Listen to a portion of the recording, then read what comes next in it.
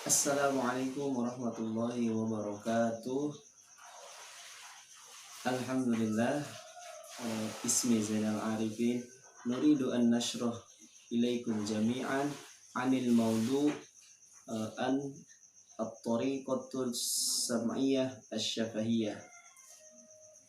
Baik, kali ini saya akan menjelaskan tentang salah satu metodologi pengajaran dalam pembelajaran bahasa Arab, yaitu tentang at-tariqatus sam'iyah syafahiyah, thariqah atau metode audio lisan. Nah, sebelum membahas apa metode thariqah sam'iyah dan syafahiyah, kita harus tahu dulu bagaimana latar belakang munculnya metode ini. Nah, dari beberapa referensi bahwasanya metode ini atau metode sam'iyah syafahiyah ini muncul ketika Perang Dunia Kedua itu terjadi atau setelah usai Perang Dunia Kedua. Maka ketika itu di Amerika Serikat, para tentara, para akademik mulai menguasai bahasa-bahasa asing dengan menggunakan berbagai cara, sehingga para tentara yang berada di bawah tahanan kemiliteran akademi Amerika Serikat berkumpul membentuk sebuah komunitas untuk memperdalam bahasa.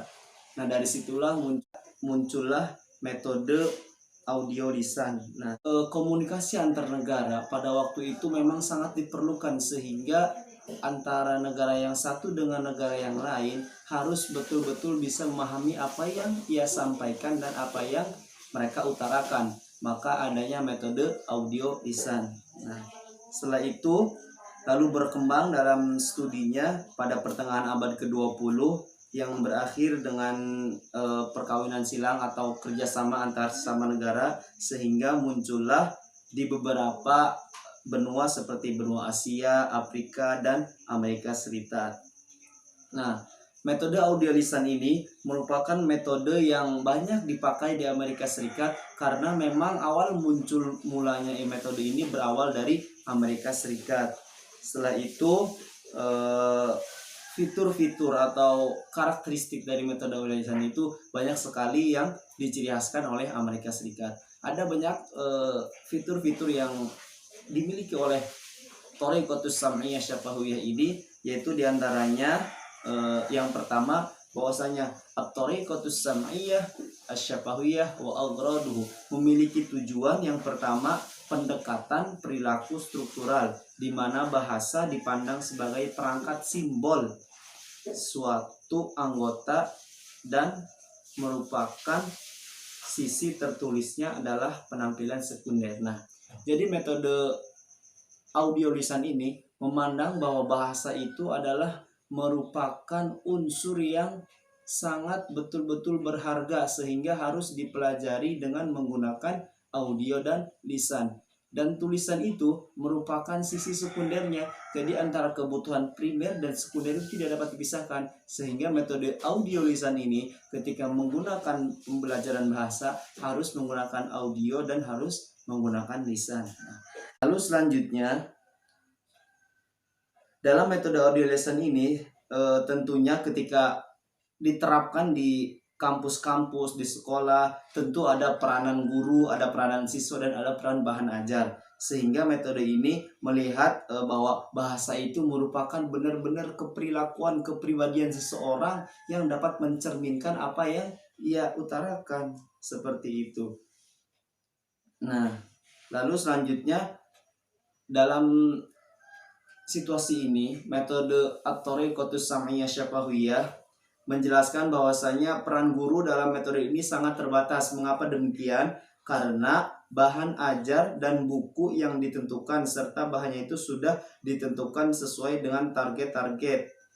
Dan guru juga harus menjaga fungsi-fungsi perannya, yaitu untuk menyajikan model yang benar, memimpin siswa mengatur kegiatan, dan pantauan pelafalan siswa. Nah, jadi metode audio lisan ini ada unsur komunikasi langsung dengan guru, sehingga guru pun harus betul-betul bisa menjaga kelafalan fasihnya, menjaga autorika lafal nadanya, dan selalu mengontrol para siswanya untuk melafalkan apa yang dituturkan oleh seorang guru. Nah, seperti itu.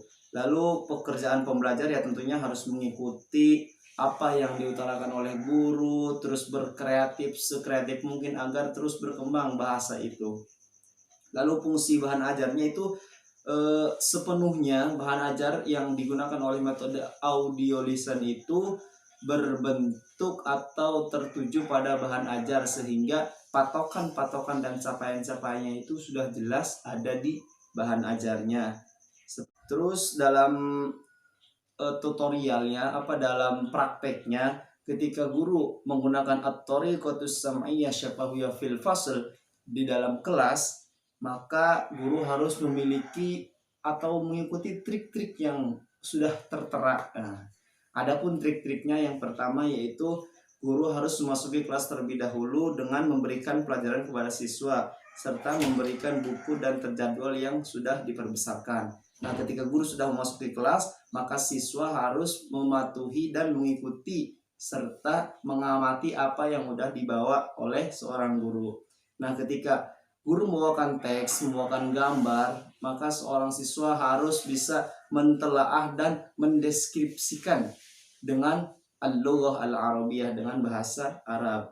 Nah, setelah itu guru memastikan murid-muridnya mengulangi bacaan teks tersebut, lalu bisa dengan membagikannya kelompok, individu, dengan secara random permainan seperti itu. Lalu siswa pun dituntut pada metode at-thariqatus sam'iyyah syafahiyah ini untuk bisa merekam atau menyimpan apa yang telah disampaikan pada pembelajaran tersebut lalu diutarakan kembali kepada teman-teman sekitarnya. Nah, seperti itu.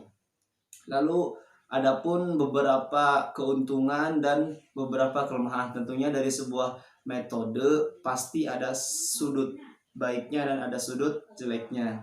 Nah, dari keuntungan atau positifnya metode audio lisan ini, yang pertama yaitu perhatian pada aspek lisan bahasa dipandang sebagai sesuatu yang nyata. Jadi dalam metode audio lisan ini, ketika seorang akan mempelajari bahasa, betul-betul diperhatikan bagaimana ia melafalkannya, bagaimana ia mengasah kata-kata yang mudah didapatkannya, seperti itu. Lalu memperhatikan budaya bahasa target dalam konsep komprehensifnya, mempelajari bahasa target tanpa menerjemahkan, dan presentasi terhadap bahasa linguistik adalah langkah yang baik. Nah, jadi ketika sudah dicapaikan apa yang diutarakan oleh guru, maka siswa bisa atau dapat melafalkan kembali apa yang udah disampaikan oleh guru, seperti itu. Namun dibalik kelebihan, adapun kekurangannya dari at-thariqatus sam'iyyah syafahiyah ini, yaitu diantaranya penekanan pada sisi audio lisan yang menjadi dasar metode ini bukanlah hal yang baru di lapangan. Ini mengajukan lebih pada satu metode sebelumnya dari metode ini, dan tidak ada satu pun dari mereka berhasil mencapai tujuan tertinggi pengajaran bahasa itu mencapai kemudian berhasil. Nah, jadi ketika seorang guru menggunakan at-thariqatus sam'iyyah syafahiyah, maka audio atau recorder itu menjadi bahan yang sangat penting karena butuh sekali untuk bisa melafalkan kembali kepada siswa, sehingga ketika mungkin audio yang tidak ada itu capaian-capaiannya mungkin kurang berhasil atau kurang maksimal, seperti itu. Mungkin cukup sekian, kurang dan sangat kurangnya mohon maaf. Hadza minni wal afu minkum. Assalamualaikum warahmatullahi wabarakatuh.